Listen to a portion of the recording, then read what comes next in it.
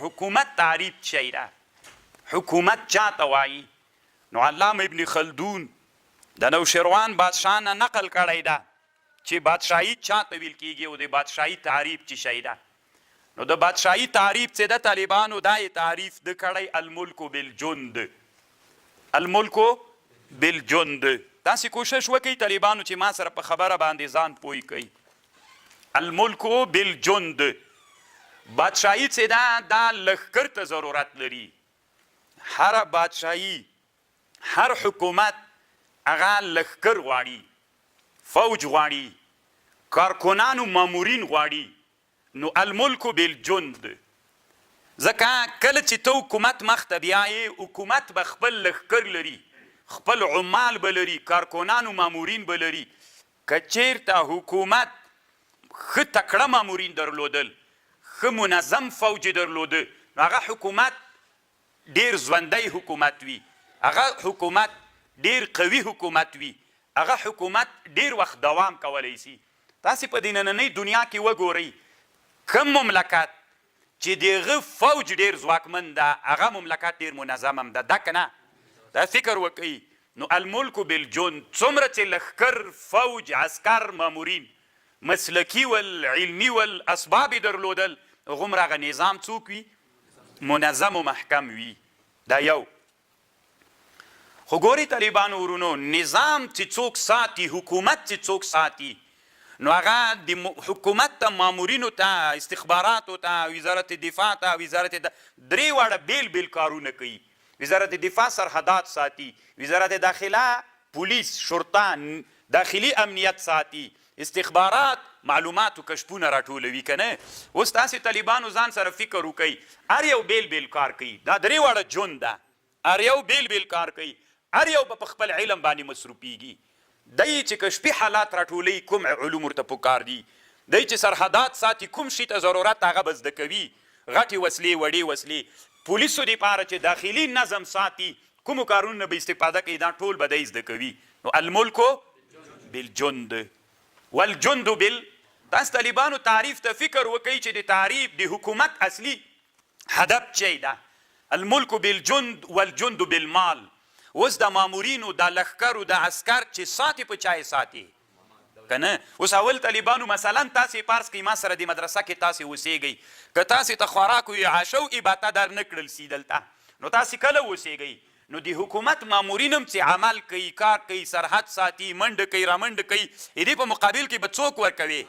مال و تنخوا به ورکوي، اعاشه به ورکوي، اباته به ورکوي، چې د شپې اوسیږي د هغې خرچه به ورکوي. نو الجند بالمال.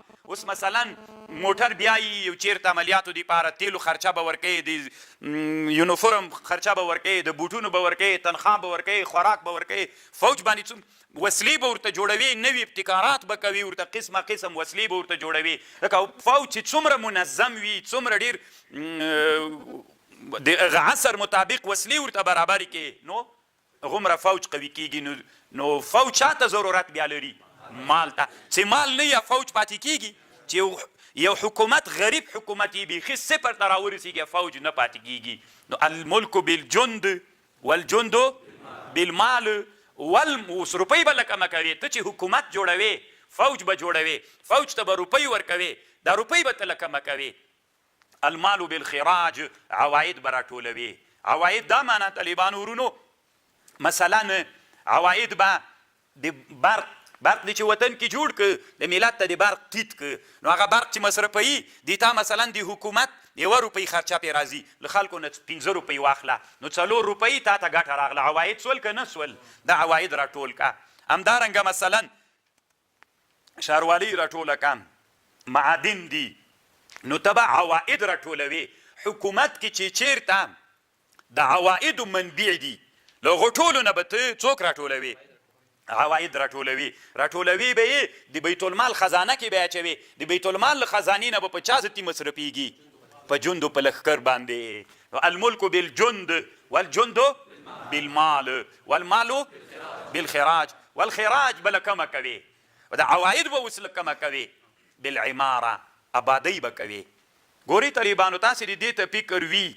علما وایي الملك بالجند والجند بالمال والمال بالخراج والخراج بالعماره آبادی به کوي. اوس طالبانو یو مثال یې درته وایم چې تاسې ښه په خبر باندې پوه سئ. مثلا یو طالب چې په کلکولیټر پوهېږي بیا ما زه دا دغسې هم سره پوهېږو انشاءالله. اوس ګوره د قوشتېپې دا کوم کانال چې شروع ده تاسې فرض کوئ د قوشتېپې د کانال لاندې 1,00,000 جربه مځکه ده. څو جربه؟ 1,00,000 جربه مځکه ده. نو چې 1,00,000 جربه مځکه سي دا چې اوس آباده سي او اوبه ولري نو چاته برابره سوله؟ کروندې ته. دا چې 1,00,000 جربه مځکه چې خلکو ته په اجاره ورکړي څو روپۍ چې پې مقررې کړي 1,00,000 روپۍ نه 1,000 روپۍ چې په 1,00,000 باندې مقررې کړي څومره روپۍ کېږي؟ 1 میلیارډ کېږي. طالبانو 100,000 چېرته کېږي؟ 1 میلیارډ څوک پیدا سول؟ عواید په درازه خلاصه پرېږده مولانا کېږي بیخي. که 1,000 روپۍ پې باندې مقررې کړي 1 میلیارډ 1,000 روپۍ باندې مځکه سړی اخلي په جرب په څو؟ په افغانستان کې خو به په 50,000 جرب کنه 50,000 هم پرېږده 1,000.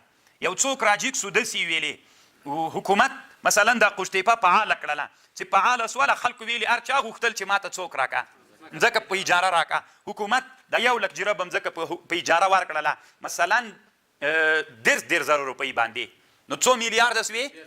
1,000 میلیارد افغانۍ سولې. نو که دې کوټه کې جای کې د مدرسه کې هم نه جایږي دومره ډېرې روپۍ به سي. نو خزانه څوک سوله؟ موږ مخکې څه وویلې؟ الملک بالجند والجند والمالو. عواید به راټولوي. عواید به له کومه کوي؟ عمارت آبادۍ به کوي. دا اوس مثلا سالنګ جوړ سو که نه؟ سالنګ جوړ سو نو چې سالنګ جوړ سو د سړک باندې دوی اوس عصر کې ورته ټول پلازه وي نو هغه دې ورباندې جوړه کړله موټر چې تلل موږ افغانستان کې ورته حق العبور وایو. د هغې نه پیسې اخلي. هر موټر نه پیسې اخلي که نه؟ د ورځې څومره پیسې کېږي؟ یعنې چې 10,000 موټر په هغه لاین باندې د ورځې لاړ سي 100 روپۍ چې ترنه واخلي څو روپۍ کېږي؟ بیخي ډېرې پیسې کېږي 10,00,000 روپۍ مثلا. نو هغه عواید سول. همداسې یو بل ځای کې یو آبادي وکړه یو بل ځای کې معدن. اوس مثلا د عینک په معادنو باندې کار روان ده که نه؟ نو اوس د عینک معدن چې فعال سي یو خو دا د انسانانو ته کار پیدا سو پکې بل چې هغه استخراج کوي له هغه نه تا ته عواید لاسته راځي. نو چې عواید راغلل نو عواید څه وخت منځته راځي؟ چې آبادۍ وکړي. ګورې طالبانو د حکومت ټول لوی مقصد څوک ده؟ عمارت و آبادۍ ده. هغه لیکنه کړې څه ورته وایي؟ علامه امام غزالی رحمه الله یو کتاب جوړ کړی ده التبر المسبوق فی النصیحة الملوک. بادشاهانو ته دی نصیحت کوي امام غزالی. دی طالبانو دلته په دې کتاب کې داسې لیکلي دي وی دا حکومت نه د پخوانیو حکیمانو به وایي نصیحتونه کول چې حکومت له 2 مرضونو نه مړ کېږي. باید حکومت له 2 مرضونو نه څنګه کړل سي؟ وساتل سي. هغه 2 کم مرضونه دي چې حکومت مړ کوي. لکه هر مرض خو سړی نه مړ کوي که نه؟ بعضې مرض وي ته به یې بیرته جوړه سي. بعضې داسې مرض وي په هغه مرض چې حکومت اخته سي بیا مړ کېږي. سرطان ده. اچھا د طالبانو یو ظلم یو نه عمارت ده. دې ته هم فکر وي کله چې یو حکومت په ظلم اخته سي هغه حکومت مړ کېږي. خامخا مړ کېږي. طالبانو هم حکومت ژوندی نه پاتې کېږي. یو دویم دا د طالبانو ورونو حکومت څه ده؟ حکومت دا د الله نعمت ده. د نعمت باید څوک ادا سي؟ شکرانګي ادا سي. اوس چې حکومت جوړ سي او حکومت څوک نه کوي آبادۍ نه کوي نو چې آبادۍ نه کوي ټول ملت له حکومت نه څه غواړي؟ لکه د حکومت لوی مقصد څه ده؟ آبادي. نو چې آبادۍ مقصد څه دی؟ آبادۍ نه کوي نو دغه حکومت له چا نه ناشکره سي؟ نه د عوام له چا نه ناشکره سي؟ له حکومت نه. نو چې ناشکري وکړله هر مجلس کې چې ناست دي د حکومت غیبت کوي. ټول خلک ناشکره سي وي دا د الله ړنګ کي دا حکومت دا نه غواړو کار نه کوي. چې ناشکره سول طالبانو ان شکرتم لزیدنکم ان کفرتم نو هغه عذاب دا وي چې هغه حکومت الله ونړوي. دا دویم مرض ده. حکومت باید طالبانو آبادۍ وکړي.